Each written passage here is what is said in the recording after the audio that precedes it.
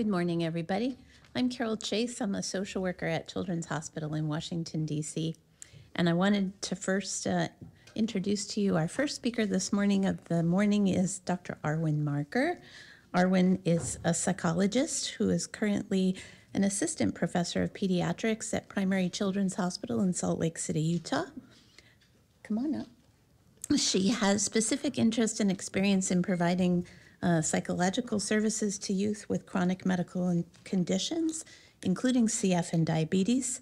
And her research interests include quality improvement, program development initiatives to increase screening, and psychosocial interventions for depression, anxiety, suicidality, and other co-occurring mental health concerns in youth with CF. Arwen.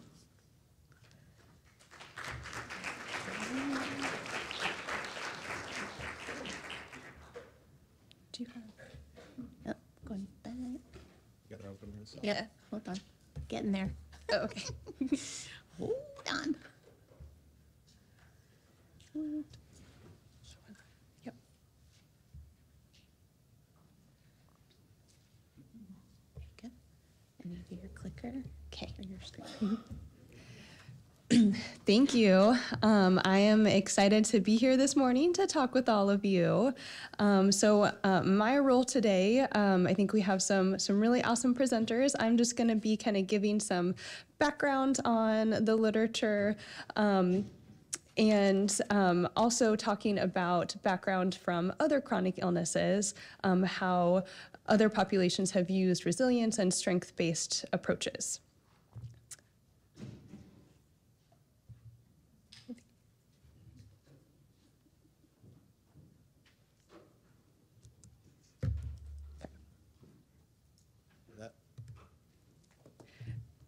Yeah, it's just the keypad is working. I don't have any disclosures today, but I feel like I should disclose that I am not an expert on resilience.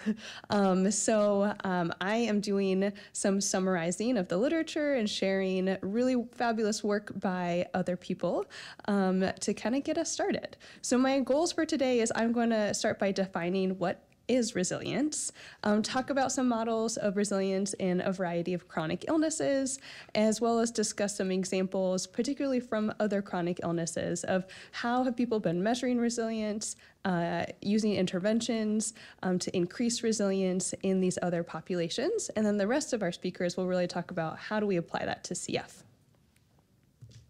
So when we think about resilience, there are a ton of terms that might come to mind. Things like strengths-based, hope, optimism, grit, I think is a popular culture one that pops up. So what really is resilience? There are a bunch of definitions. When I was looking before this presentation trying to find what is the definition of resilience, there really isn't one. There are a ton of definitions. Different people have defined resilience as our ability to bounce back, recover, to have positive responses in the face of risk or adversity, or to achieve positive outcomes despite exposure to risk. Overall, something that all of these definitions have in common is that they incorporated these three factors: an individual facing adversity or risk and having positive outcomes. But they kind of differ in how these three different factors interact together. And they also raise some questions, right? Different people have different views on whether resilience is a state versus trait construct, if it is an individual thing or if it's impacted by broader external factors, and is it stable or dynamic? So for example, is this something that we are born with? It's an intrinsic value that we have that we can apply to any negative situations that arise? Or is this a broader external factor that depends on the kind of resources and supports that we have access to? Is it something that changes over time, right? In one situation, we might be very resilient, and then in another situation, maybe less so. And then one big question is, does adversity matter? So there's kind of a debate as I was going through the literature on can resilience only exist if there has been negative situations and adversity that people have had to face? Or is it something, right, is it that intrinsic trait that that people have regardless of what they've been exposed to. I don't really have an answer, just kind of an interesting question to ponder. So when I looked at chronic illness populations specifically, I really liked this broader, kind of very inclusive definition of resilience that was published in the Journal of Pediatric Psychology a few years ago. And it kind of breaks resilience down into 3 different parts. So one is assets or resources that predict or contribute to good outcomes. So these could be, right, those internal characteristics like optimism, as well as resources that we have access to, like our family and social support. It also includes protective processes or adaptive behaviors that people engage in to overcome risk. Those might be things like acceptance or active coping skills that people have learned and use in order to overcome negative situations. And it also includes the achievement of good outcomes despite exposure to risk and adversity. And those outcomes could be all sorts of things, right? Good quality of life, good adherence, high academic achievement. And I think it's important. I feel like all of us, if you're a psychologist or a social worker, you're like, I've seen this model before, right? This is Bronfenbrenner's socioecological model. So I think it's important to consider, what are the broader systems in which this resilience is presenting, right? It's not just the individual, it's also, definitely their microsystem of family, school, community, neighborhood, but then also all of the broader societal systems as well. So moving forward, I wanted to really find, is there a model of resilience that is specific to chronic illness? And when I looked, I didn't really find one for CF, but I did find one for some other conditions like oncology and diabetes. So I'm going to talk about this model of resilience that was developed for type 1 diabetes by Marissa Hilliard. She's a pediatric diabetes researcher out of Texas Children's. And so on here, I know this is a pretty complicated model. I had to look at this a bunch and be like, what is going on here? But we can see all of those factors that were 2 slides ago kind of played out in how are they impacting each other, kind of moderating and mediating each other. And I liked that this showed not just kind of general resilience, but also, in this case, diabetes-specific resilience, right? So we have kind of our exposure to risks, we have our assets, those characteristics that we take with us that can promote resiliency. We also have these protective processes, right? Things that can be at an individual, family, or social level that are both disease and non-disease specific. They contribute to, in this case, it talks about both behavioral resilience and health resilience. And when we look at what those are, for the diabetes model, it describes behavioral resilience as, right, all of those behaviors that we engage in that can promote positive outcomes. So in diabetes, very similar to CF, there are a lot of daily cares that people have to engage in.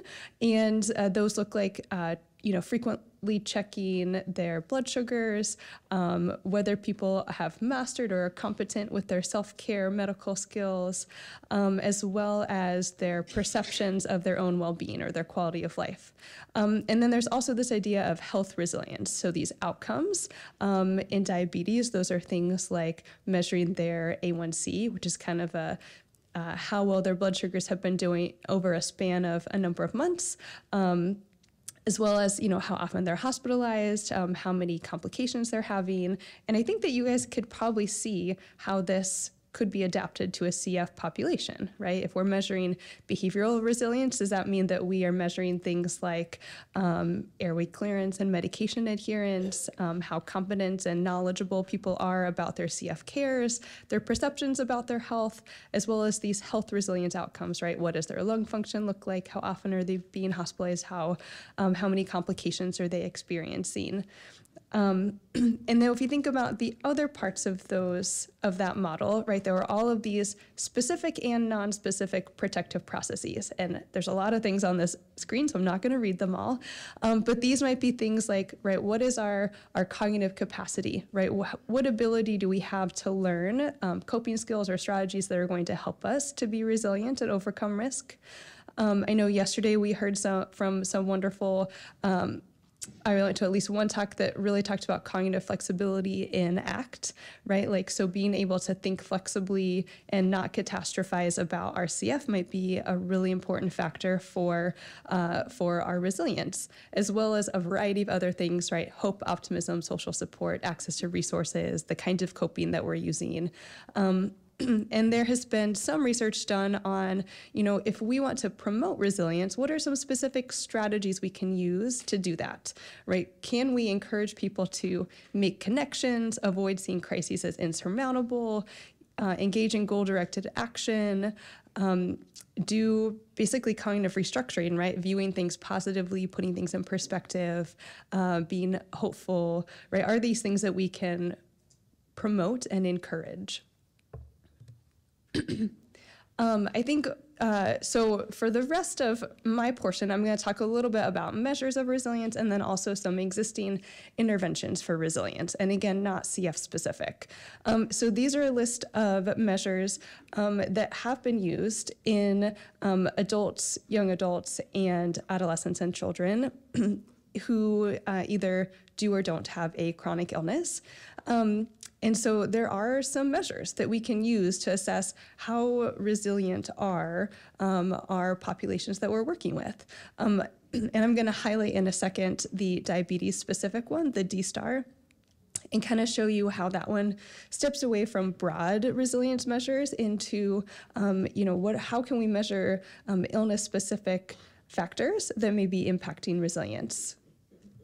In CF, it didn't really find any resilience-specific measures. Maybe some of our presenters will have some to share, but I did find some that are on related constructs, right? Things that measure health-related quality of life, things that measure psychological distress, depression, anxiety. They're not exactly measuring resilience, but they do measure some of those protective factors, some of those things that are related.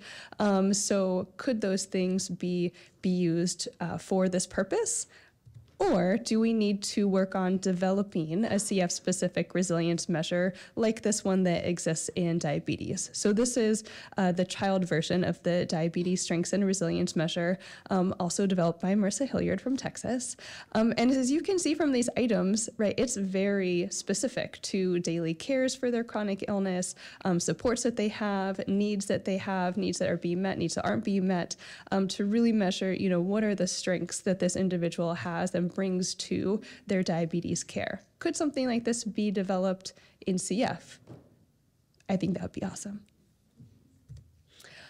And then what are some resilience promoting interventions that we could use? So I have 3 different things that I am going to talk about. First is the promoting resilience in stress management, or the PRISM intervention. This one is really cool because it has been used across a variety of chronic illness populations, and it has recently been used in CF. So this is includes both CBT, cognitive behavioral therapy, and acceptance and commitment therapy, a kind of skills-based training. It's meant for adolescents and young adults. Since I'm a peds person, I always kind of look for, hey, what are the things that include children? And different iterations have presented it as a 2 to 4 session intervention. So it's a brief intervention, but kind of your typical, intervention where we are training you on how to use some skills and strategies that can promote resilience. The original intervention was used in adolescents and young adults with different cancers, so oncology, as well as a diabetes group. And they found that, this intervention, it was feasible, it was acceptable, people participated in it, they had high satisfaction with it, and it had some small effects specifically for the cancer group, but not the diabetes group for increasing resilience in those populations. It's also been adapted to chronic pain, as well as a pilot adaptation to CF. And in the CF pilot, they found small improvements in kind of perceptions of their own health and their quality of life. This intervention includes 4 main components, so stress management, goal setting and problem solving, positive reappraisals, and meaning making or benefit finding. So for those of us who are familiar with cognitive behavioral therapy and ACT, I think that we can be like, okay, yeah, like I see how that fits here. And using these components, these strategies have been shown to reduce depression, increase psychosocial well-being, reduce stress, improve adherence, and improve quality of life. When this is delivered as an intervention, this is kind of how it looks. So, some people have broken it up into 4 sessions, some have combined into 2 sessions. And so for stress management, right, that's our kind of typical, we're learning breathing and relaxation techniques. We're finding supports, all of those things that can increase strengths and resilience. In session 2 is really focused on SMART goal setting. Session 3 is focused on cognitive restructuring, right? Identifying these unrealistic negative thoughts and being able to counter them with more positive or neutral ones. And then benefit finding, right? Really kind of like a trauma-focused approach, right? When you've experienced adversity, how can you find meaning, reflect back on, how this fits in your life? And then I wanted to highlight 2 additional interventions that are not kind of your traditional like structured session interventions. Because when we're thinking about resilience, this is something that we probably really want to encourage on a clinic basis, right? How could something like a 4-session, like 60 to 90 minute interventions, how can that fit into our clinic flow? So these next 2 examples, one is, again, I'm just like stealing all of Marissa Hilliard's things. Well, not really stealing, but like highlighting all of her things. One is from the diabetes strength study. And what they did is they were like, how can we have a script for providers to talk about resilience and strengths that their adolescents are experiencing related to their chronic illness, in this case, diabetes, and how can we help them set goals and really talk about resilience and focus on that in clinic. So what they did is they created a script, and they found that use of this script in clinic really improved teen-reported diabetes strengths, adherence to their medical regimen, it reduced family conflict, and it also reduced parent-reported burden of managing their child's chronic illness.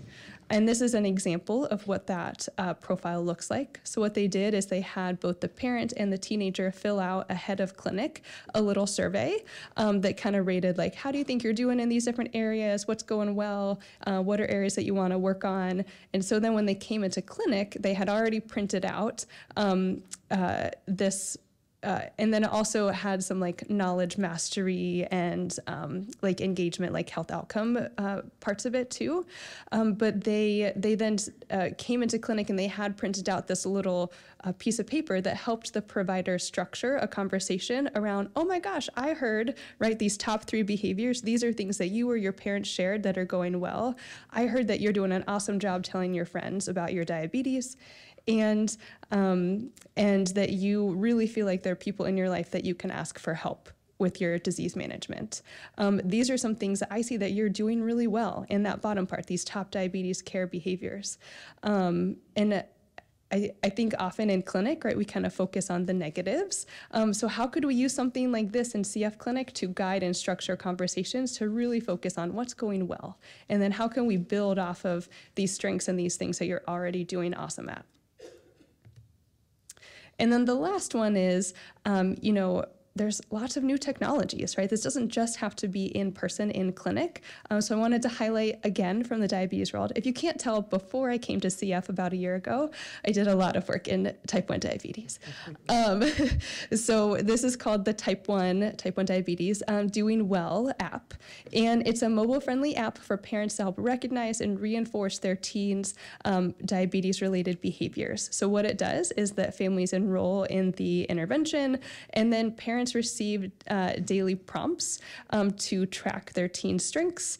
They get access to a library of praise text message examples that they can use to send to their teenagers to tell them how they're doing well.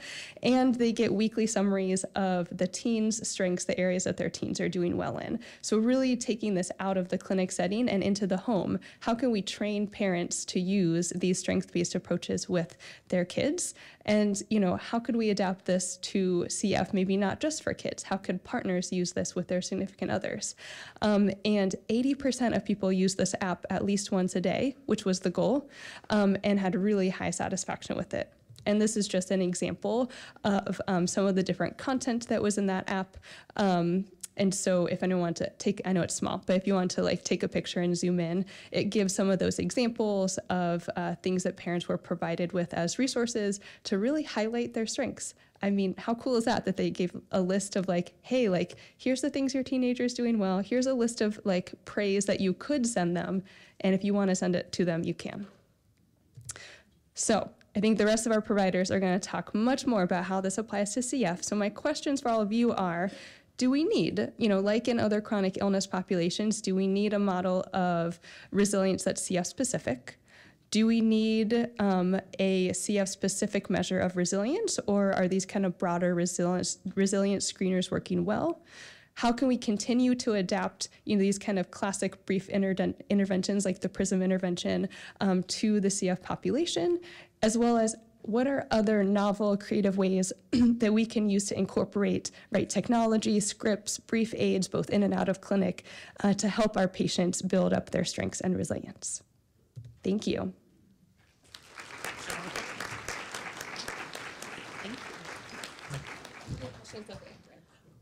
We're going to go ahead and take questions at the end of our speakers' presentations this morning, sort of collectively at the end. But you can prompt yourself already by going into the CF website and start putting things in the chat. So next up, we have Sharon McNamara, who is a research nurse at Children's Hospital in Seattle, Washington. And let's just get these slides going. Good, using the right. Good morning, everyone. Thank you to Chris and Carol for this opportunity to talk about the PRISM study in more detail, and thank you to Arwen for setting me up so well. I am going to be talking about resilience in adolescents and young adults with cystic fibrosis, a pilot feasibility study of the Promoting Resilience and Stress Management, or PRISM intervention. If I can get to advance. There you go.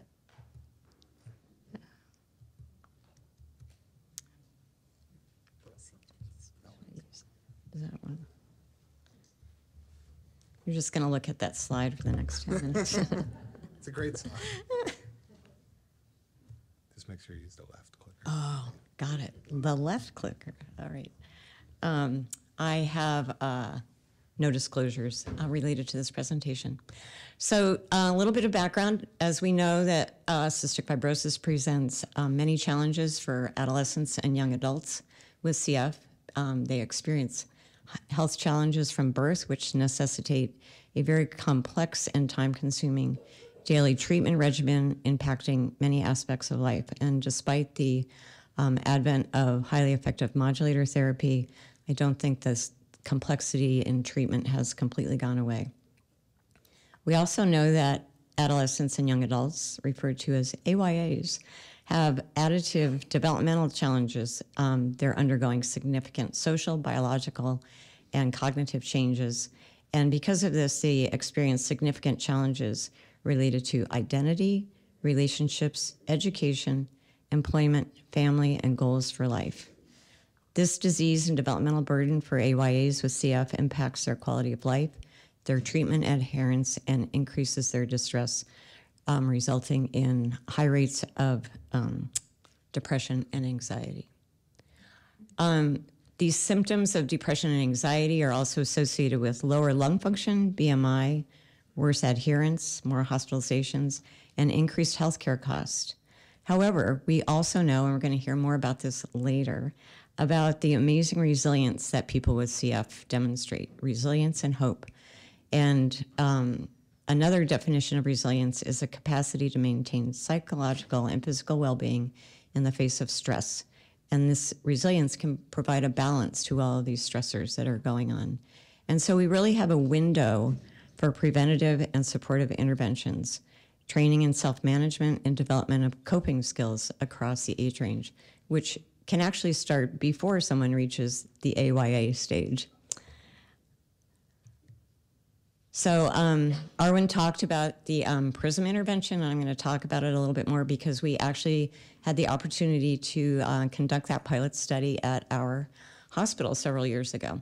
So PRISM is a brief participant-focused intervention which is intended to promote resilience, and it is an empirically based development which was led by Abby Rosenberg, palliative care physician, and Joyce E. Frazier, a psychologist, and the PRISM teams at Seattle Children's. As Arwen mentioned, it's based on stress and coping theory, and it's meant to be a very accessible, skills-based intervention. It was really co-produced, collaboratively designed with AYA with Cancer and their parents over a several-year period. And it really was iterative. They would change things as they went along. They got a lot of feedback from families and patients, and would revise the sessions that they were doing. And what we really see here is a translation of theory to practice with that iterative refinement. The goal of the PRISM intervention is to really reduce that stress and teach resilience skills. And hopefully that's going to mitigate the negative outcomes that we see. It provides an opportunity to articulate personal goals, draw meaning from experiences, and really helps to facilitate communication and to really activate the participant to make them feel that they have some control in their lives. We've seen that it's feasible and acceptable, as Arwen mentioned, in AYA with cancer, type 1 diabetes, and it's also been studied in AYA with craniofacial disorders. And there is currently efficacy studies ongoing in the AYA with cancer population. So again, here are the modules. The first two modules are really focused on managing stress by mindfulness, relaxation, visualization, and setting goals. And they actually teach them to write a SMART goal, which I think is really great, and also to plan for roadblocks that are going to impact attaining those goals. The next two sessions are really focused on building resilience, positive reframing, and making meaning. And there are options for booster sessions with coaches in between. And there is now a PRISM app that's been developed, which is intended for use by people who are enrolled in the clinical studies that are going on. And the final option is for a coming together session. And this is really intended to kind of solidify the experience that the person has gone through in the first 4 sessions. So we kind of came to this mutual design of implementing this in the CF population. Dr. Demet Toprak, one of our attending physicians who treats a lot of adolescents, was very interested in bringing this to the CF community. And so we worked with Abby Rosenberg and Joyce T. Frazier to develop a protocol that was used not only in CF, but also in diabetes and cancer to gain more information about implementing it in those populations. And we had a very simple goal here. We just wanted to see, was it acceptable and was it feasible? So our primary outcome measure was just to look at the number of eligible and approached patients who actually agreed to enroll in the study, and then the percentage of patients who completed the intervention. A secondary outcome measure was to look at resilience and distress scores pre and post intervention. We hypothesized that at least 70% of approached patients would enroll, and of those who enrolled, we expected over 80% to complete the sessions. So we decided that we were going to do this in the population of patients with CF who were being admitted to the hospital at Seattle Children's. And this was done pre-pandemic. I don't know that we'd have such an easy time post-pandemic and post-ETI. But the eligibility criteria were you had to be between 12 and 21 years of age with a diagnosis of CF, admitted to Seattle Children's for any reason. So it did not have to be for pulmonary exacerbation. and there was no expected length of stay to be enrolled in the study. People did have to be able to participate in the sessions physically and cognitively, and we needed to have a parent or legally authorized representative available for consent for minors. So potential participants were approached after admission by the research team, and those who consented were scheduled to have 4 sessions. They're 30 to 45-minute sessions, but they often tended to be more in the 30-minute range, especially as they got used to the formatting. And these sessions could either be completed on consecutive days, but we kind of set a limit of at maximum 10 days apart. And they were conducted by a trained research coordinator. We also did questionnaires measuring the CFQR, resilience, stress, quality of life, and treatment adherence, both at baseline and post-intervention. And patients who were discharged continued the sessions at outpatients, either in person coming into our pediatric research center or by phone. You notice it says by phone, not video. And patients were asked to provide qualitative feedback about content after the sessions were completed. So one thing that I want to point out is this PRISM approach currently is very manualized, a very manualized intervention, and it's not being used, to my knowledge, in the clinical setting. It's only being used in the research setting at this time. It can be administered by a trained non-clinical professional staff with clinical research experience at this point. So our research coordinator, who is trained, has a BS in biology and had been a research coordinator for a couple of years. She has since gone on to get a degree in nursing, so she definitely has that inclination there. And the PRISM delivery training is an 8-hour supervised training that includes a lot of didactics, groups, and role-playing scenarios, because they really want the intervention to be delivered in the way that it has been developed in the research setting, so that the effect can be measured. So the sessions with participants were the 4 modules. As I mentioned, they were offered 1 to 10 days apart based on family preference or patient preference and schedule. So if a patient wasn't feeling well that day, the research coordinator would say, we'll reschedule, we'll come back, I can come back in a day or 2. And worksheets were provided with the session description and tips to practice. And each session was recorded and reviewed for fidelity to the protocol. So how do we do? So we enrolled patients between November and May, so kind of high time for pulmonary exacerbations. During that period, we had 22 patients admitted, which would never happen now. We've had 1 patient admitted in the last month. Of these patients, 10 agreed to enroll, so we had 45%, so we did not meet our goal of enrolling 70% who were approached. Of those who didn't enroll, 7 just said they weren't interested. 2 did not have a legal guardian available to consent, and they really did want to participate. 2 had medical reasons that restricted their enrollment, and 1 person needed an interpreter, and at that time, we did not have that capability. That would be different now. So 38 sessions were completed, so 90%, we did meet that goal, completed all 4 sessions, and 2 of the participants also participated in the Coming Together sessions. So feasible, yes. Acceptable, yes. And doable in the inpatient setting now? No, because nobody's there. So our exploratory analysis, and remember that we were definitely not powered to detect changes in any of the measures. You can see the CFQR subscales, for those of you who are familiar with that measure. There was improvement in body image, health perception, and respiratory domains, as Arwen alluded to. The resilience scores, which we used, were not significantly changed. And as I mentioned, they were actually high at baseline in the CF population in comparison to some other populations. And the engagement scores were high at 90% of visits, with fatigue and medical treatments that were pending contributing to lower scores at that time.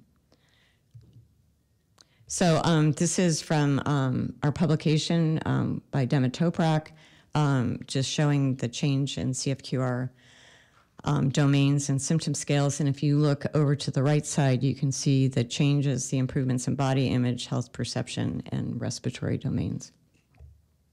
And there's the reference if you're interested in looking more at this study. So what barriers do we encounter? So in the research center, in the research setting, as I mentioned, having a parent available for consent was challenging. We now have better options for that.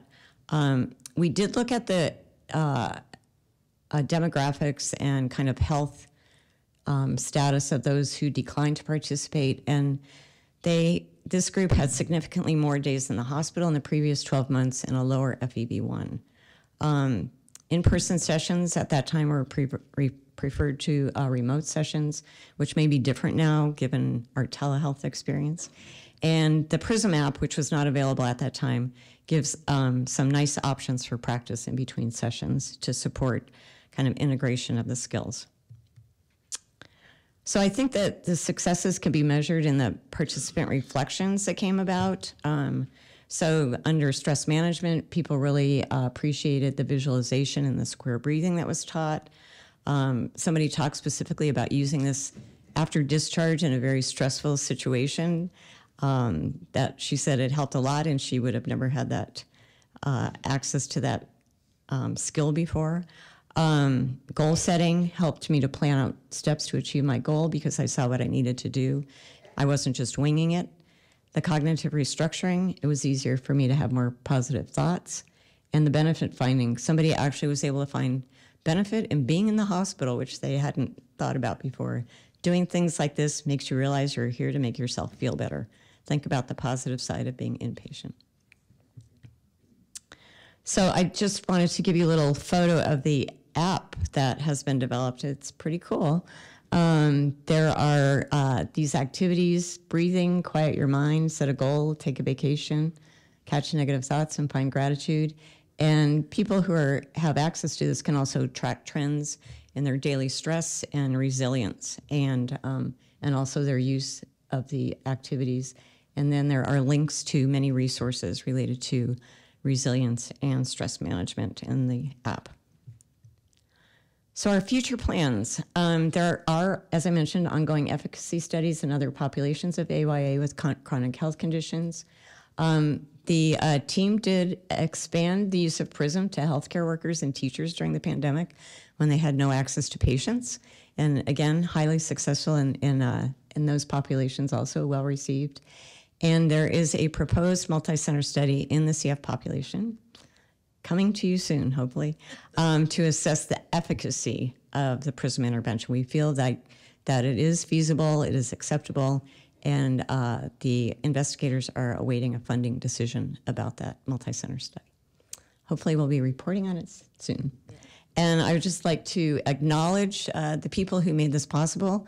Dr. Demet Toprak, our attending physician and associate professor of pediatrics at the University of Washington, Laura Ney, our research coordinator, Abby Rosenberg, who is now at the Dana-Farber Cancer Institute and director of palliative care at Boston Children's, and Joyce E. Frazier, a senior research scientist and psychologist at Seattle Children's, and the entire PRISM team at Seattle Children's in Seattle, Washington. Thank you.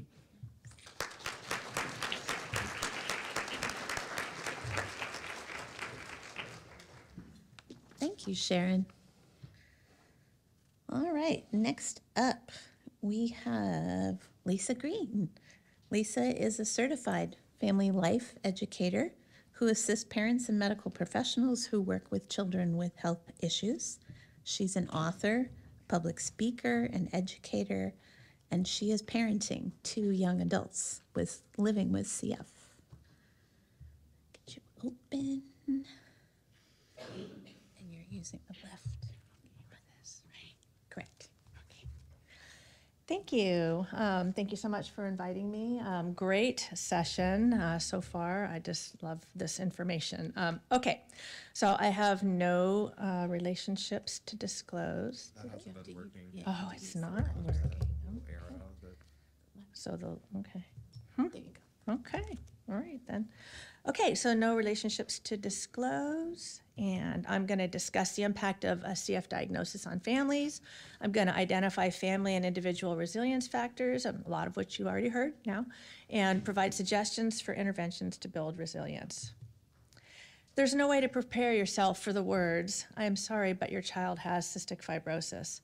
In our case, we had never heard of cystic fibrosis. There was no family history, no warning, and no reason to suspect anything was wrong. We were joyfully awaiting the birth of our first child, a boy. 2 weeks before my due date, the doctor ordered a routine ultrasound. While we were gazing at the screen with excitement about seeing our son again, the doctor was looking with concern at something else, something unusual. He ordered an immediate C-section. That something unusual was meconium ileus caused by cystic fibrosis. 2 weeks later, the DNA test came in, and despite my own certainty that my son just couldn't have CF, we heard those fateful words from the NICU doctor. That day, that moment is forever etched into my memory, my heart, and my soul, and thus began our journey into the world of living with a serious chronic illness. Newborn screening identifies about 1,000 new infants with CF per year. This diagnosis occurs during a psychologically vulnerable time in families' lives. As parents adjust to life with a brand new baby, they often feel overwhelmed and fatigued by the around-the-clock care. For most parents, the CF diagnosis comes as a devastating shock that further alters their lives. As one parent stated, "From the moment you hear that diagnosis, for better or worse, your relationship with that child is forever changed." Data from the CF Foundation's PFEC Quality Improvement Survey showed that parents of children under age 2 years, find CF professionals to be excellent resources for information about CF and the related medical conditions and treatments. However, parents also report that health providers do not have all the answers about managing the day-to-day things that come up in the real world. So parents are left to search for information to figure things out on their own.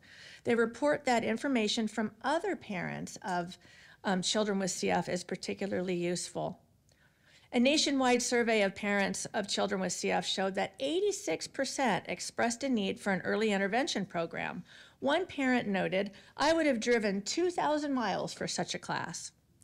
And a literature review identified issues commonly reported by parents of children newly diagnosed with serious chronic health issues. These included parental depression and anxiety, worry about their child's future, low self-confidence, difficulty incorporating prescribed care into daily life, challenges communicating with healthcare providers, family and friends, challenges communicating with family and friends, marital problems, disruptions in family life, and insurance or financial difficulties. A long list of challenges that we face. So, in summary, basically, parents are responsible for the health and well-being of their children 24 hours a day, 7 days a week. They are central to their child's psychosocial development and their physical health. Thus, addressing parents' needs is essential to the child for a lifetime of optimum wellness. So not only do we need to focus on the resilience in our kids with CF, we also need to focus on the families and the parents of children with CF. So when Jacob was born in 1998, the life expectancy for a child with CF was about age 29. And while that number seemed a long ways off, at the time, the fact that there was a number was quite devastating to us. The CF team was quick to reassure us that new advances had been recently made, including mapping the human genome and newly approved inhaled antibiotics at the time. This is, 25 years ago, right? They said, "There's so much hope, and we're confident that a cure will come in about 10 years. Again, this is 25 years ago. So we decided to raise Jacob like a normal child and have the same expectations for him as we would any other child. So over the years, we encouraged him to do sports, Boy Scouts, robotics. He learned to play a saxophone. And we encouraged him to excel at school with a goal for college acceptance. We also expected him to do chores around the house and participate in family life just like his peers. We set limits around his behaviors, and we didn't want to spoil him, which was not always easy to do. 2 years after Jake's birth, his little sister Casey was born, also with CF. That was quite a blow to our family, but after picking ourselves back up emotionally, we promised ourselves to raise them both as normal children and focus on living life well as best we could. Our family sayings, our mantras were, our kids may have CF, but CF doesn't have us, and be prudent but not paranoid when faced with our difficult parenting situations around overprotection. So over the years, I've discovered research articles that have helped me cope with CF.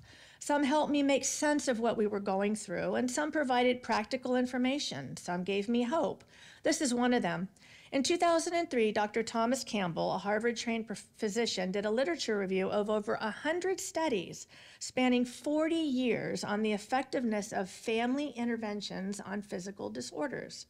His conclusions are that families have a powerful influence on health equal to traditional medical risk factors, and that emotional support is the most important. One of the risk factors for families found in his literature review was conflict, criticism, and blame. And based on this and other studies, Dr. Campbell said, family psychoeducation may actually be able to extend the lives of people with CF. He called it out. I was so excited when I read this article. It's a bit dated, but I was so excited because I felt like, wow, this is something I actually have control over. There's so much about CF I didn't have control over, but this I did have control over because I realized I could make a difference in my children's actual health by learning communication skills, learning coping skills, so that I could build a strong family. And that really began my journey to be intentional about building a strong family, building resilience. And that's when I started learning about and eventually teaching about parenting skills. And along the way, I learned really impactful information about resilience. One of my favorite, is actually a book this thick, Froma Walsh. She identified keys to family resilience in 3 main areas. And this is a lot of repeat of what you've already heard, but it's good to know. I mean, this goes way back, and it's saying the same things over and over. So the different areas are family belief systems, organizational patterns, and communication processes. And I actually have a handout for you. If you're interested in it, please email me. I have my email address at the end. And I'd be happy to give you the full page of the really detailed aspects behind every one of these areas from her book. And I think it would be a great tool for you to use for family interventions as well as building on strengths. And I'll talk about that in a minute. Another model that I really like, again, it's a little bit dated, but Patterson, she was really a pioneer in the field of resilience research in chronic illness populations. And so I really like this model. I like the fact that it talks about processes. And you can see here, again, a lot of the same kind of things we've been talking about. Boundaries, communication, positive meanings, family flexibility, making a commitment to the family as a unit, coping, social integration. And notice this last one, developing collaborative relationships with professionals. And then this last model that I really like, building on family strengths, is a key part of family systems theory. And it also goes hand in hand with the idea of resilience. So research shows that families who are strong in these key areas are happier, they function better, and they're more able to withstand stress. So you all are in such an important position to help your families recognize this information and build on their strengths. The medical model, as has been mentioned, is to remediate or to fix weaknesses, to heal sickness. And of course, there are family risk factors, right? We know this. And while this is important, it's just as important to build on strengths and help families recognize the strengths that they bring to the table. We don't always know that. I mean, we might recognize that, yeah, we can handle things, but we don't know the strengths that have been researched that we may have. And so focusing on what families do right is a more positive and empowering approach. In fact, John Gottman, who is a well-known marriage researcher out of Seattle, Washington, which is where I'm from, suggests 5 positives to every 1 criticism or correction. 5 to 1, that is the magic formula to build strong marriage relationships.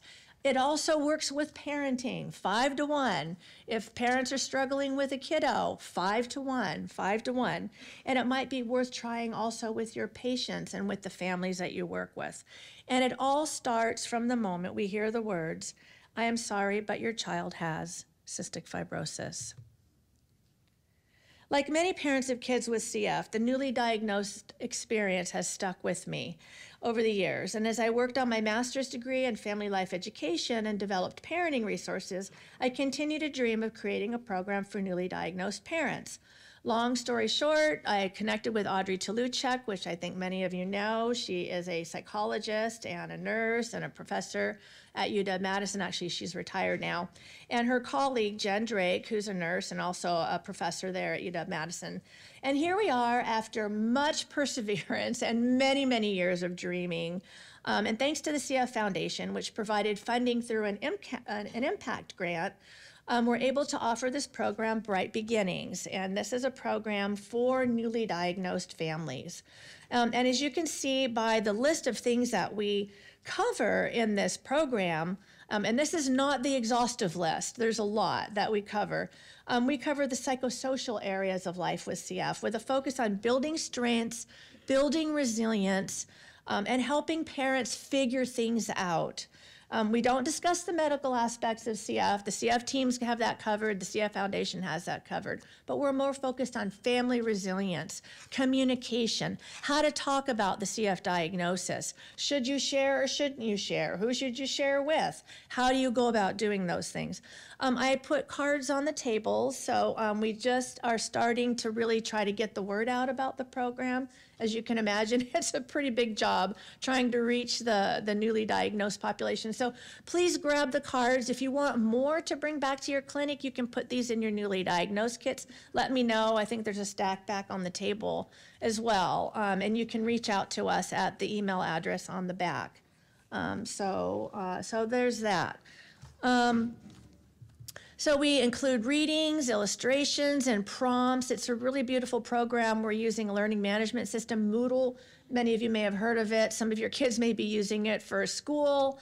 Colleges use it. So it's module driven and it's self driven. So, and then we do quarterly meetings live on the platform's video conferencing program.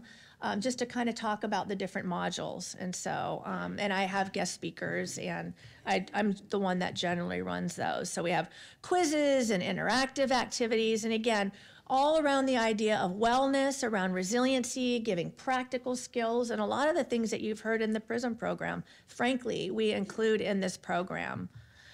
And so some ideas for tips. You've already heard some great suggestions in the PRISM program. Again, this is going to be kind of repeat. But as you work with your families, you can use interventions based on the resilience models that I've shared with you. You can encourage member involvement in all aspects of care, including the family, inviting extended family members to participate in CF clinic visits, holding family education days, providing programming for grandparents and other family members. You can amplify and support strengths as I've already discussed, we've already discussed. Our CF team was really good at encouraging me as a parent, telling me that I was doing a good job as a mom. And their encouragement gave me the strength to stay the course so many times when I was really feeling like, I'm not doing enough, I'm not doing good enough. And it was hard at times. It also helped me feel good about our providers. It helped me feel like, they understand me. They have empathy. They understand how difficult parenting is. And what really helped me is that they gave specific positive appraisals. So, they would say, good job, Mom, but they would also say, wow, I really like how you handled that tantrum. That's really tough. I mean, I didn't handle it real well with my kid when my kid was a toddler, and you really handled it well. Way to go, Mom. So they gave me really specific feedback. You can reinforce adaptive coping skills by suggesting things like journaling, mindfulness, self-care, and encouraging parents, when you notice them, practicing healthy coping skills.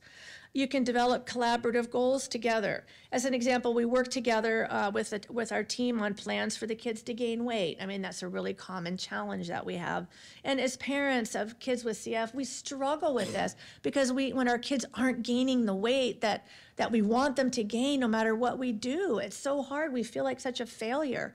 But have you ever tried to make a toddler put anything in their mouth? I mean, right? It's hard. It's really hard. And so working together to develop goals and, using questions and asking rather than telling were really, really helpful things that they did with us. And they didn't criticize or blame us. I mean, they recognized how hard it was. They didn't blame us for the failures when we didn't have the kind of weight gain that we wanted. We just kept looking for new solutions, kind of like, well, okay, that didn't work, so let's try something different. And they would try to find some positives and, wow, okay, so what did work? And then build on that. And then we also, of course, included the kids as they got older, I mean, in the decision making, even at very young ages. I mean, I started giving my kids a lot of choices at ages 2 and 3 even. And for those of you who know me, parenting is my passion and my hot button, and choices are really, really powerful. You can inform, clarify, and educate. Learning about a complex disease like CF takes time, resources, especially for those of us that don't have a medical background. It's hard, it's confusing, it's complicated. And so many of us parents that were in the session last night were going, wow, that sounded really cool, but that was like whoosh, over the top, like it's complicated. It's hard to understand. And so we were given web pages and resources and handouts and lots of the resources that y'all are involved in developing. And so every CF clinic visit was a chance to learn and teach and grow. And then, of course, you can refer for additional resources. So my last little intervention, I'm not going to go into a lot of detail. It's actually based on a grief and bereavement model. And so, as you know, I mean, having cystic fibrosis, a diagnosis of cystic fibrosis, it's emotional roller coaster of shattered dreams, of grief and loss. And learning to cope with these emotions in healthy ways takes time. And it starts with the parents, it starts with the family. I mean, what we're feeling, our emotions, what we're going through translates directly to our children. I mean, they're reflecting what we feel and what we're going through. And so you can support families in this time, in this process, with the different tools under the heading, this EASE model. So you can educate, you can assess, you can support, and you can explore needs and strengths. And again, I have a handout with this so that you can, dig into it. Chris said we could, he would send out, I think, the email, right? You would send out on the listserv, that was it, yeah. So he would send out these handouts on the listserv. So be looking for that. All right, so through the years, our entire family focused on normalizing our kids' lives and doing the best we could to build our family resilience. We worked hard to have a good quality of life. We took trips together as a family. We went camping. We put fans in front of fires so that we wouldn't have smoke blowing on the kids. And we did our best to bring joy into all of our lives. And my husband and I, we did date nights. I mean, we got the grandparents involved, and we took the time for our self-care. But it wasn't always easy. Infection control, making time for treatments, deteriorations in health status, lots of hospitalizations. This is, all pre-Trikafta times. They were ever-present threats to normalcy as a family and for our kids' normal development. But we continued to save for college. We continued to save for weddings. We paid for braces, and we put a little bit away for retirement, all with the message to our kids, you're gonna need this. You're gonna need this, right? You're gonna live a long time. We believe in you. We can do this. And we believed that they would live a long time, and we were planning for their futures. And we expected them to do the same. And so that was how we raised our children. Now, fast forward to 2023. Both kids, they're now young adults, ages 25 and 23. Jacob earned a bachelor's degree in biology from Stanford University. He is now attending medical school at University of California in San Francisco. He's in his second year now. I can't believe it. So proud of him. And I have to say, he just won the AbbVie scholarship for $25,000. So, thank you. Yes. So proud of him, and that just about pays for a year of medical school at UCSF. So it's huge. It's huge. So Casey, I am so proud of her too. She just finished her bachelor's degree in biology from the University of Washington about a year ago, and she's working at Bristol Myers Squibb, a pharmaceutical company down in San Diego, doing cancer research in a lab. So they're adulting so well. Yeah, they're amazing kiddos, despite the challenges we've gone through as a family. I think many of you know my husband unexpectedly passed away 8 years ago from a heart attack. So that was a huge hurdle that we had to go through as our family at a pretty informative time. My kids were 16 and 14, so that was a tough time. But while we miss them every day, we are resilient. And honestly, I have to say, I don't know that resilience is genetic. I think resilience is learned. And the definition of resilience that I like is not just to bounce back to what we were, but it's to bounce back better. It's not just coming back to status quo. It's becoming more than. And every family that has a child, whether it's with cystic fibrosis or diabetes or anything, life is hard. Things happen in life. So despite the hardships that we go through, we can become better and we can bounce back and be better. So I would have never imagined in a million years at that moment of diagnosis how our story would unfold. There were many dark days and tears. And yet, somehow, we managed to hold it together day by day, just holding on to hope and believing that we were doing the best that we could to give our kids a good, normal life filled with things to live for, goals to strive for, passions to explore, and joy to experience, however long that might be. Especially once my husband passed, we recognized there is no guarantee for anybody. That was a real wake-up call. And so while life is good right now for all of us, we know that it can change for all of us at any time. And yet we have the faith and the trust and the resilience to know that we can get through it. We've been through the hardest of times because we've done it before. And we will never forget. We will never forget the moment of diagnosis, the place, the sights, the sounds, the smells, the surreal sense of time. Is this a dream? We will never forget the shock, the fear, the disbelief, the anger, the tears, the shattered dreams. And we will never forget the prayers, the hugs, the helping hands, the kindness, the love, and the hope. So thank you. Thank you for being here.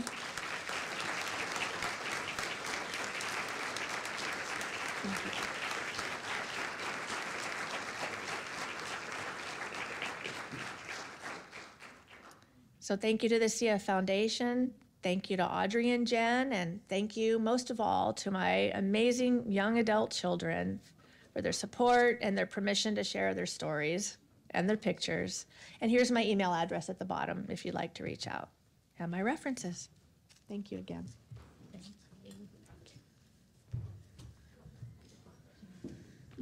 Oh my goodness, she is always so inspiring.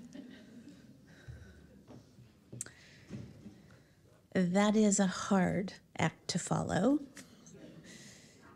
Our next speaker, Amy Jeffrey, unfortunately became ill and can't join us today, but I will thank Ann Willis, who is here to join us. And Ann, if you could just take a few minutes to introduce yourself, that would be super.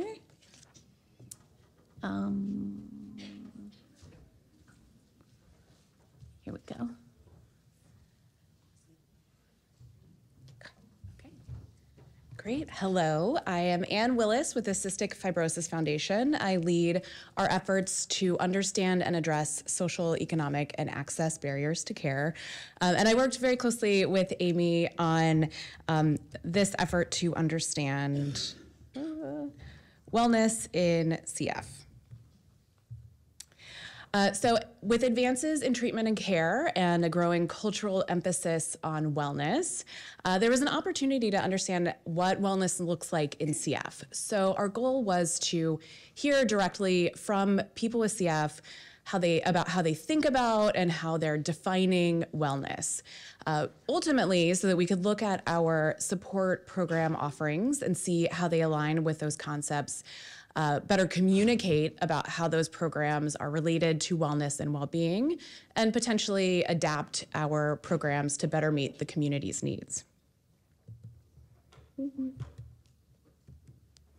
So we conducted semi-structured interviews with 26 people, including people with CF, family members, clinicians, and foundation staff. So in this presentation, I'm not going to include the last group from the analysis, but those interviews were conducted in the summer of 2020 and into the fall, so early days of the pandemic. And we asked people how they define wellness, what the relationship is between mental health and wellness, and how they see wellness within and beyond the clinic. We selected individuals based on people that we knew were interested in wellness or had done wellness work, and then we also used a snowball method to identify additional people to interview. So we heard pretty consistent themes from our interviews. First and foremost, people talked about wellness as being this broad, overarching term that was holistic. So it included the things that people do to take care of themselves and their health, their treatments, going to clinic, and then also included other activities beyond that. People talked about wellness in a very personalized way. It was very tailored to the individual and based on their values. So there wasn't one size fits all kind of wellness plan for people. It really depended on who they are and where they were at the time.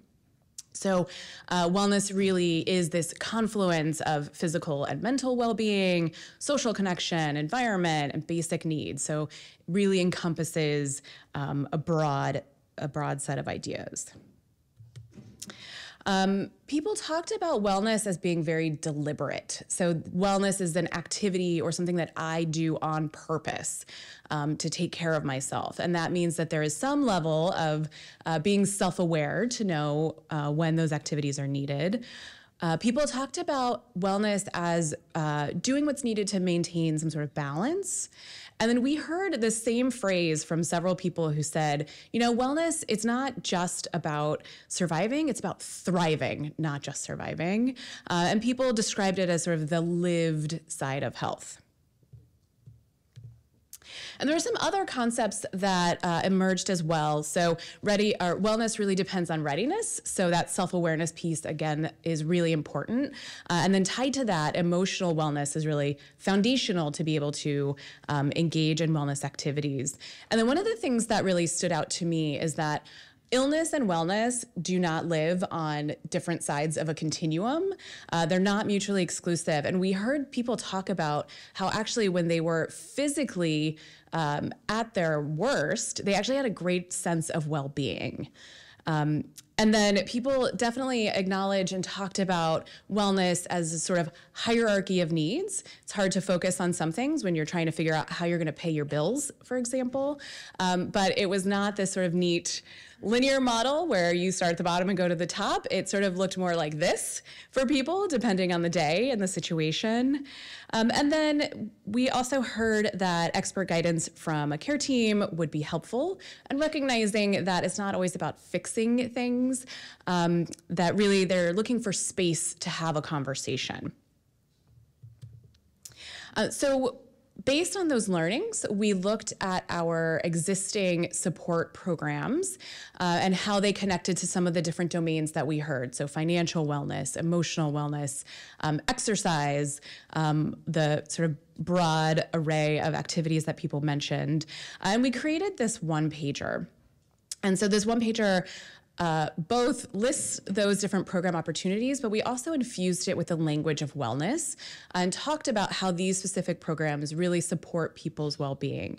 So there's a QR code on this slide. If you don't have your phone out, you can also access this one-pager through the my.cff resource portal or in the NACFC app. If you click on CFF resources, you can type the word wellness in and it will pop right up.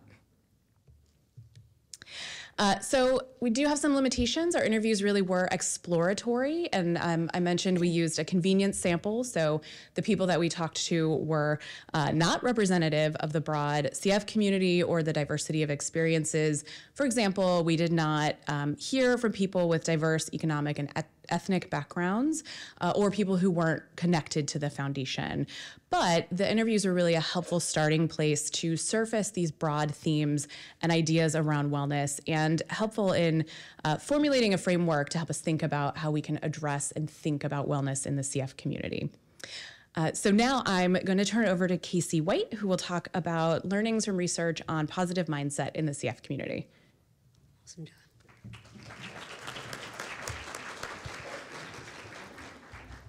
Thanks, Anne. Hello, everyone. Good morning. My name is Casey White. I am an adult living with cystic fibrosis. You may recognize me from the first plenary. I also serve as the chair of the Board of Trustees for the CF Foundation. And I recently graduated from a Master's of Applied Positive Psychology program from the University of Pennsylvania, where I'm currently serving as an instructor in the program. And I have no relationships to disclose. And when my role on the board led to opportunities to bring people with CF together in a virtual space through the Adult Advisory Council, through BreatheCon, through Rose Up. So I was really interested in the benefits of well-being while bringing communities together. But my work at Penn inspired me to think more about individual well-being in adults with CF. And so I did an empirical study for my capstone project looking at the mindset of adults with CF. And so that's what I'm going to present today. So my sort of origin story when it comes to positive views came when I was diagnosed. And when I was diagnosed, it was the early 80s, so a very different time in CF. The life expectancy was in the teens. But the doctor that diagnosed me really encouraged my parents to raise me to be a responsible adult. She believed in the promising research on the horizon. And so our family really chose hope over fear. And that was something that was really influential in my life. And so when I was wanting to pursue this master's degree, what I really wanted to understand was the role of hope. I felt like it was my X factor and wanted to know more about it. So my research questions were, how do positive views in the form of hope and optimism and then positive primal world beliefs, and I'll explain what those are in a second, in people with CF compared to the general population, and do these positive views correlate to better health in people living with cystic fibrosis. This research actually ended up being recently published in the Journal of Personality as part of a larger study. So we've talked about this a little bit during this session, but there are real negative impacts of depression in people with CF. We know that depression has higher rates in the cystic fibrosis community, both people with CF and in parents and caregivers. This study done in 2008 may be different with ETI, but the 5-year mortality rate for CF patients with depression is double those without depression. And symptoms of depression in people with CF are linked to decreased lung function, increased pulmonary exacerbations, lower adherence to medical treatments, decreased quality of life scores. So we know that depression not only affects mental health, but physical health as well.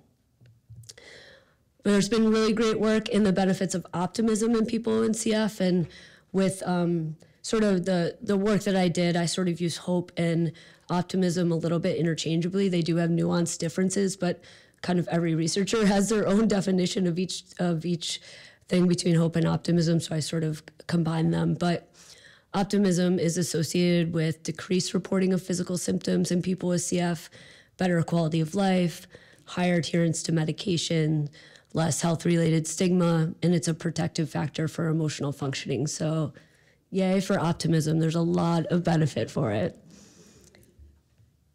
And then I want to talk a little bit about primal world beliefs. So this is a new area of research coming right out of Penn. The lead investigator on this project is a former MAPster. That's what we call people who graduated from the Masters of Applied Positive Psychology program. He also now has a PhD at Penn. And his idea is that primal world beliefs, or primals, is another way to describe them. So they describe the individual's belief of the general nature of their environment, understood as the world as a whole. Okay, what the heck does that mean? So basically, his theory, and this has been shown through research, is everyone has a lens to which they see the world, and they're often unaware of this lens. So fundamentally, people see the world as a good place or a bad place, safe place, unsafe place, just, unjust, and there's a whole list. If you're interested, you can go to myprimals.com to take the survey to understand your own primal beliefs. But what's interesting about primals is that their initial research suggests that primals are at least partly interpretive rather than retrospective. So it's actually, you would think that your experiences would shape the way you see the world, but actually what they're finding is the way you see the world is how you interpret the experiences that happen to you. And then they also tend to be self-reinforcing and stable over time and across situations. So if you're someone who fundamentally sees the world as a good place, you're always looking for that reinforcement. And so that's where you turn your attention. Versus if you see the world as an unsafe place, you're always sort of looking to confirm that view as well. And as I said, often people don't know that this is the way they see the world. And they are stable across time and situations. So even if you see the world as a good place and you have hard experiences, you still are able to maintain that view. So I was really interested in what the primal world beliefs would be in people with cystic fibrosis. So my study design was applied to 117 adults with CF from all across the US. Ages range from 20 to 77 with a mean age of 41.3, so an older group.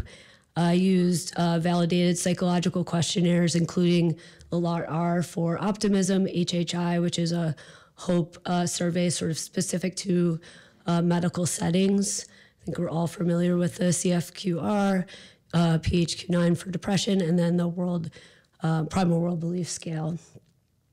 And so I actually ended up doing kind of two studies in one because I did have two different control groups. The one for hope and optimism had a smaller sample size, and the one for primals was their primal database. So it was close to 600 people for their general population. And as far as I can tell, this is the first survey on hope and optimism done post-Trikafta. And so perhaps it sets a baseline for positive views in people with CF post-Trikafta. So the study results for hope and optimism. In my study, I saw no statistical difference between levels of hope and optimism in people with CF compared to the general population. So this suggests that people with CF have the same capacity for the positive views of hope and optimism as the general population, even with living with a chronic illness. This feels really hopeful to me, right? So we have we should expect to be able to live a life with hope and optimism. The primals study results were really fascinating. So despite having higher levels of depression compared to the control group, which is not surprising, people with CF actually saw the world as a better place a more enticing place and a more improvable place at statistically significant levels than the control group. So this made me fall in love with our community yet again, and just was really fascinating that despite even higher levels of depression and living with CF, that people saw the world as a better place. These results were independent of FEV1, so suggesting that disease severity did not influence these positive views. FEV1 ranged from 18% to 100%, with a mean of 71.5. 12% of the participants had an FEV1 under 40%. And these findings are consistent with studies in primal research that suggest that privilege in the form of socioeconomic status, health, and gender are not good indicators of positive primals.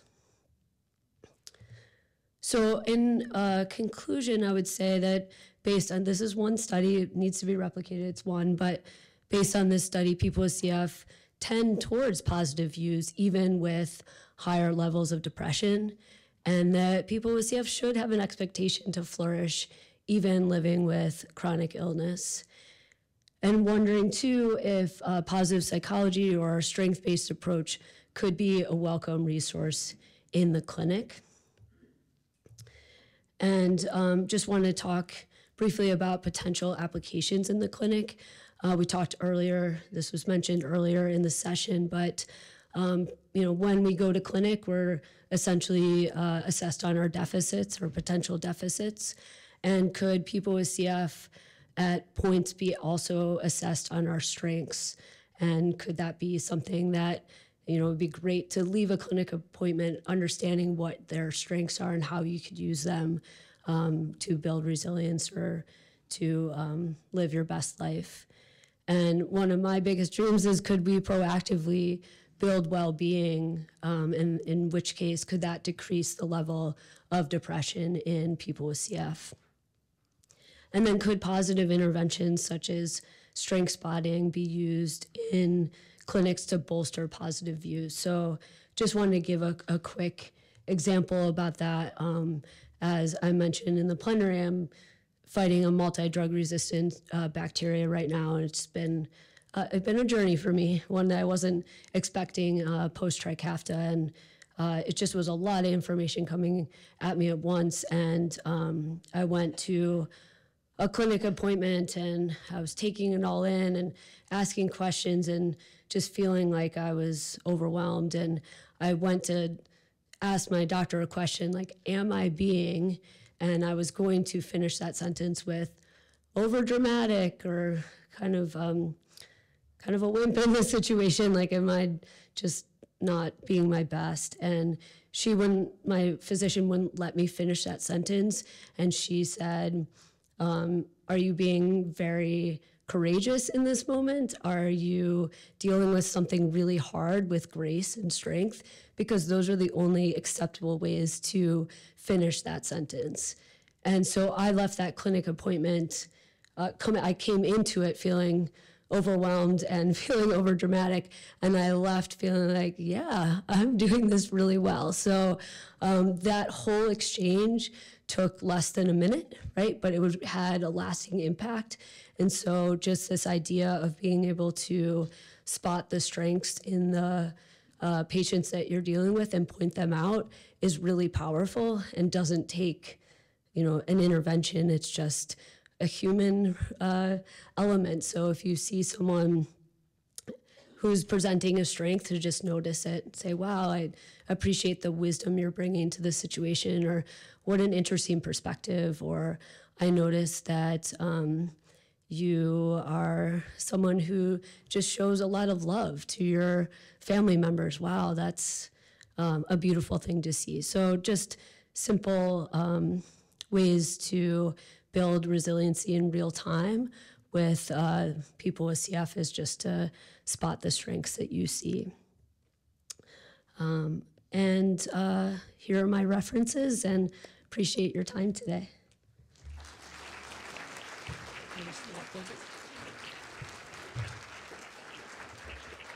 Arwen and Lisa, if you would, Arwen, Lisa, Stephanie, if you would, or Sharon, sorry, come join us and take a seat. Chris is going to take us through your question. All right, great. So we have a healthy amount of time for Q&A. Thank you to people that have already submitted questions through the app. So we'll take them through the app. If you're feeling brave, you want to come up to that microphone there, we'll take a question from you here too.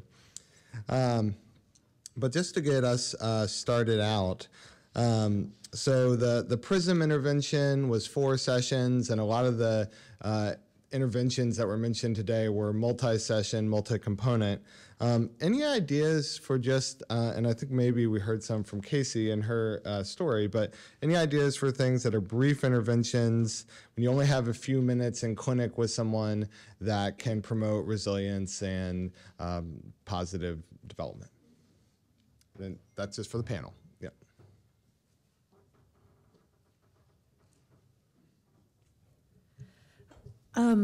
I think Casey did a really great job of highlighting this is something that's really short and easy that you can implement in clinic. So it could be as easy as when someone first walks into clinic that the very first question you ask is what's going well, and then gives them an opportunity to identify things that are going well, strengths that they have that you can then talk about. And I think one of the tools that I talked about, the script for providers, was like an interesting way that a diabetes group had done that, was basically, again, asking patients and families to identify what do you think's going well, what are strengths, and they turned that in ahead of time. So then they just started the clinic visit with like, hey, I heard that this is going well, and then we're able to like start there. They could spend time talking about it, but then at least you're getting in something positive before maybe you have to move on to talking about some challenging topics too.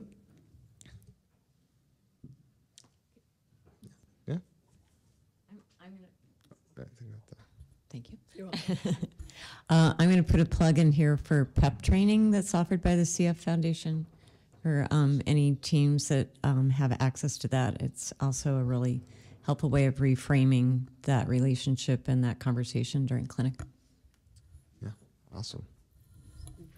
The only other thing I would say is if you're interested in surveys that assess strengths, if you go to authentichappiness.sas.upenn.edu, which is really long to remember, but I think if you Google authentic happiness, that website will come up, and there are so many questionnaires that look at positive views.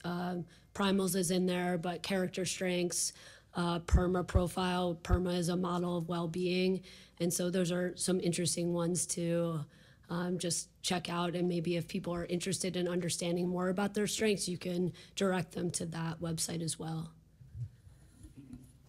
I really like the simple, I noticed, throughout the time that you're in clinic, you can, I noticed how you handled that tantrum.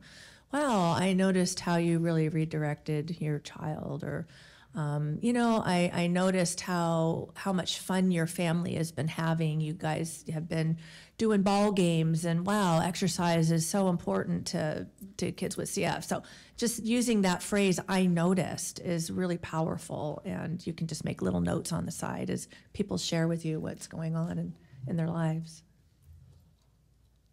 Awesome. Thank you all. Those are all great ideas. This is a question, I think, specifically for Lisa, but with the Bright Beginnings program, is it ever utilized when patients become adults, when they're starting to manage things on their own, not just for parents during that initial management? Yeah, that's a great question. It could be. It really could be. I know we're calling it Bright Beginnings. It's a newly diagnosed program because that's kind of our focus, but it's great for any parent. And I'll be honest, we won't turn anyone away. If somebody wants to get, because there's some of the parenting modules are for younger kids, obviously, like the early years, but the resilience stuff is spot on for anyone at any age, any kid, any parent, any person with CF. So reach out, Bright Beginnings for you too at gmail.com, and we can give you access. And you as well, as clinicians, feel free to, we'll give you the login information. It's kind of long, that's why we don't have it on the card, but we'll give you access to it so you can go poke around. So feel free to do that. Thank you. Very cool. We'll take the question in the room. Hello, I kind of figure out on this question because we didn't have such a wonderful program as my kid was a toddler. Now I have a 14-year-old teenager.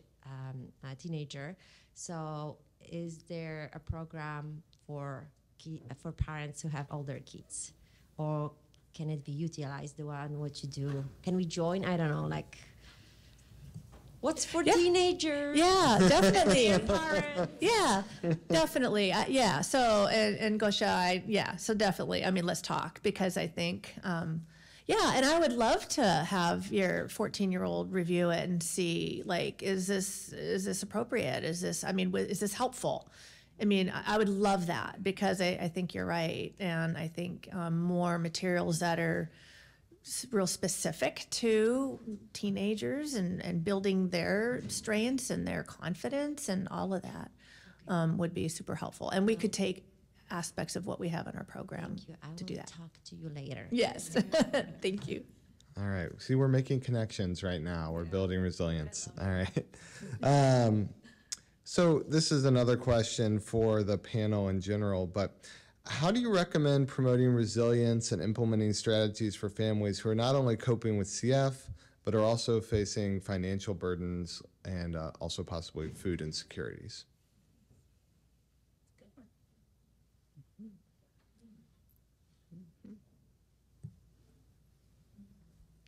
That's a hard one. Does anyone want to?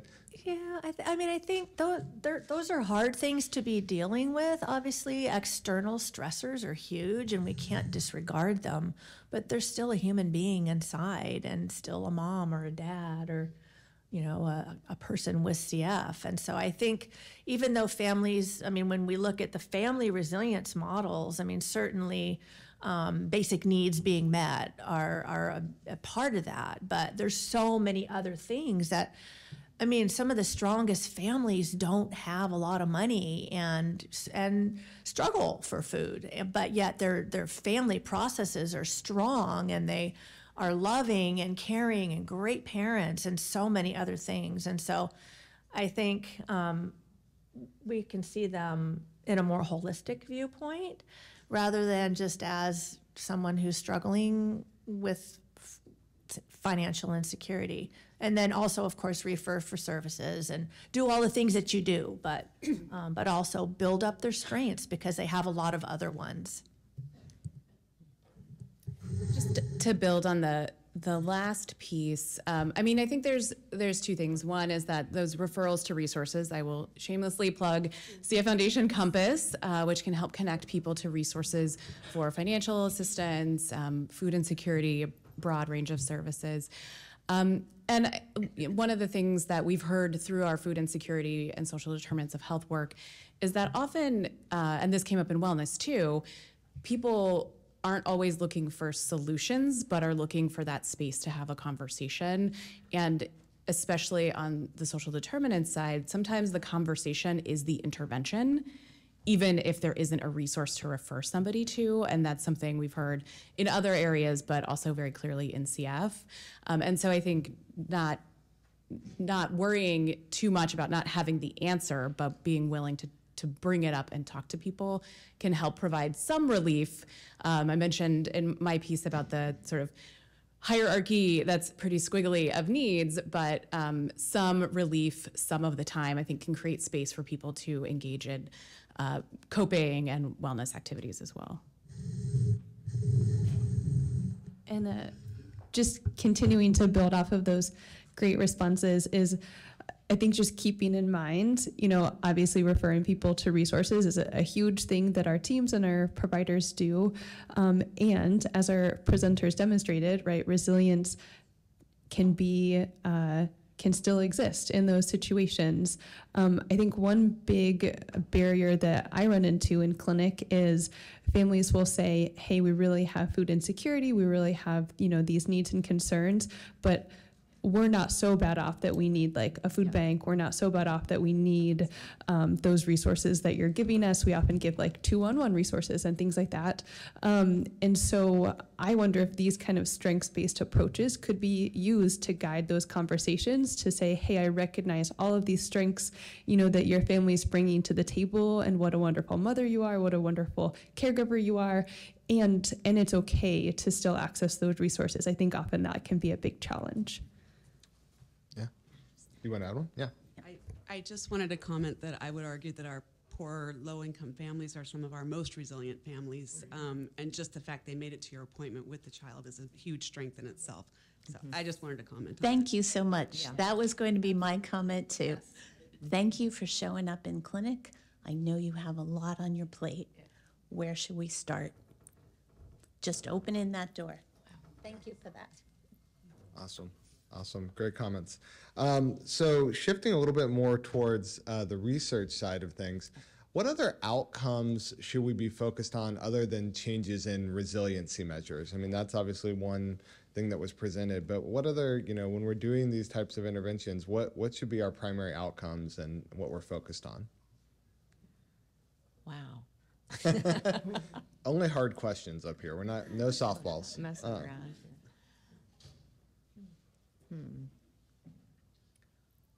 Well, what about quality of life? I mean,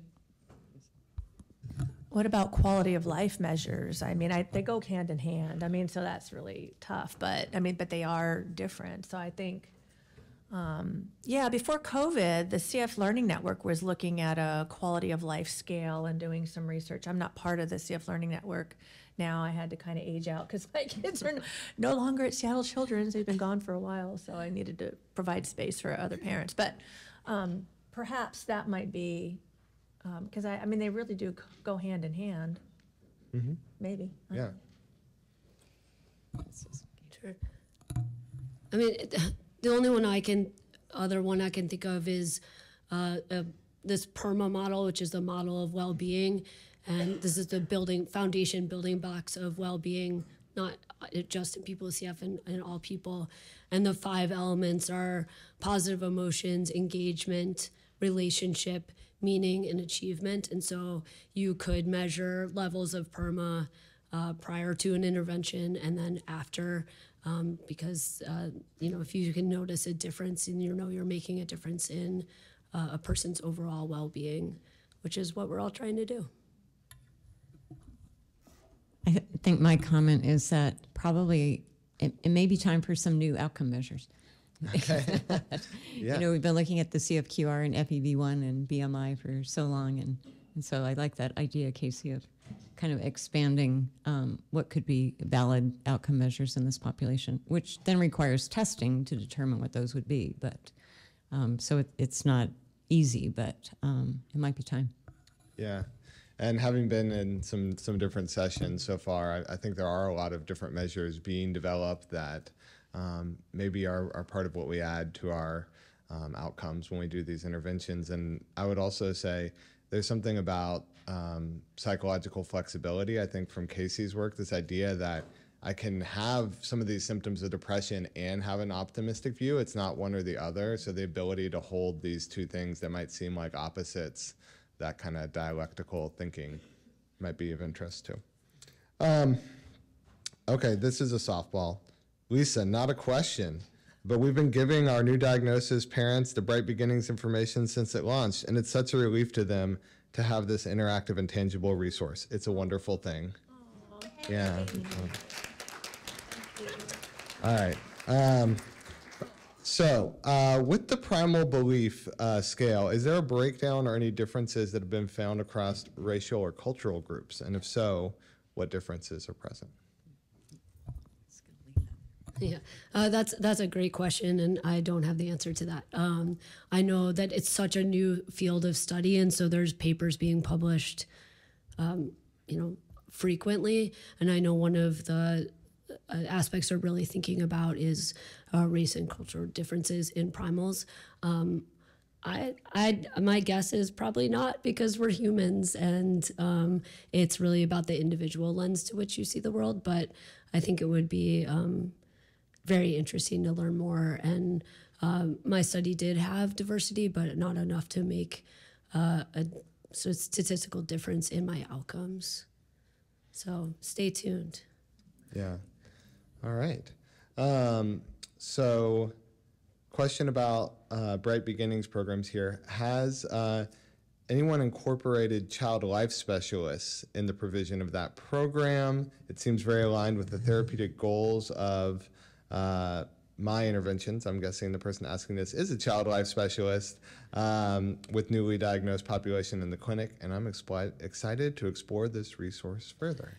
Yeah, that's a great question. We would love to, and we've got a long list of ideas how this program can be used, so we need to kind of just write them out and send them out. But so I think social workers, child life specialists, even like parent groups who are interested.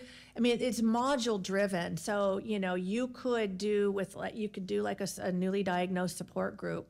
In fact, I would really suggest it if you can, and it can be done online, which is really nice. So the way we did the pilot study originally, it was the families would read through the module, and then we would then have a live meeting about that module and talk about it. What did you learn? What did you like? What didn't you like? It was just, like we just discussed it. And so it's really designed that way, and I may be doing that in the future with it, just kind of as things get going. But right now, we're just kind of having it be asynchronous and then quarterly video meetings. But there's a lot of ways that the program can be used. And so, again, I would say, as professionals, I'll get you access in there, go in there, poke around, use it how you want to use it. You get creative. If you can use it in your clinic for a support group or whatever, do it. It's for you. So we just are thrilled to offer it. So thank you. Awesome. And speaking of just trying to get our hands on resources, this is for Sharon. This person says, I'm a PRISM coach. I worked with young adults and youth on oncology patients as well as CF patients. Would I be able to use my PRISM training with my CF patients as well? And I'll add to that, is there anything available for people that are interested in that intervention? I know you guys are still testing it, and sometimes we don't want to put everything out in the world till we've done those initial studies, but is there any way for us to get resources around PRISM and use it in clinic? So I asked that question and did not get a straight answer. I do think it's like when you're developing a drug that you don't put the drug out there before you've proved that it's efficacious. And so while it looks great and it sounds jazzy and the app is really fun, I think that the developers probably want to be doing more testing, but I can certainly explore that more with them and provide information back to you, Chris, that you could disseminate. If that I will send it out and use it if you send me some information. I will, yeah. And what I would say, if you want to argue with the developers, is to say the potential side effects of PRISM are pretty minimal in comparison to new drug development, and the risk of letting people use it some is probably not extreme. All right. And thank you for the question from the coach in the room. Yeah. No one can stop you if you already are a coach, right? And using the skills. So this is a little bit of a technical question about Bright Beginnings. Is it conducted outside of clinical hours? It seems like a process that takes longer than a lot of times that we would have with families in clinic.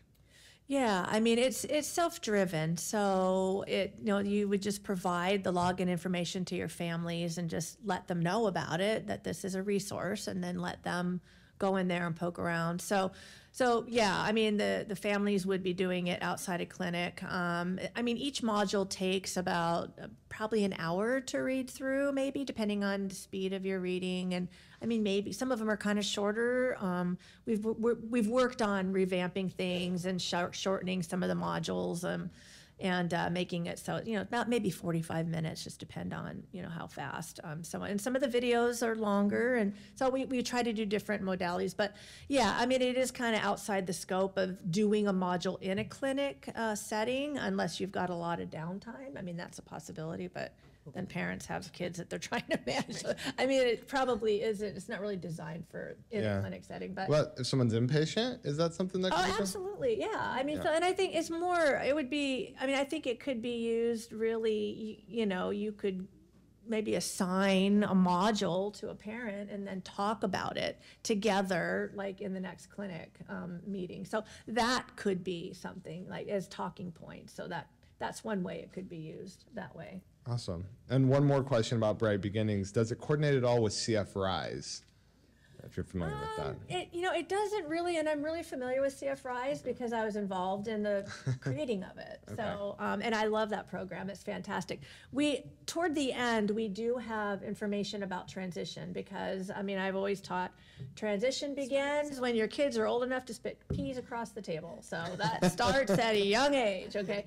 So it doesn't directly correlate with it, but we do talk about transition toward the end of after the parenting modules. So, I have a question, Lisa. Has it been translated into any other languages? This is cool. Thank you for asking it. You know, it hasn't, but it doesn't need to be because when you log into Moodle, it asks you what language you want it in, and it does it for you. Now, I mean, I probably need to have people look at it in a different language just to make sure it's translating directly, but that's my understanding. Oh, cool. So, yeah, like in Canada, there's a pretty big French contingent, you know, of people that are kind of interested. So, yeah, so that's pretty cool. So it's kind of untested, so it's like, you know, use at your own risk sort of thing. But I love that it has that ability. So it really, because the funding, I mean, it takes a lot of money to translate things into other languages, but it has the ability.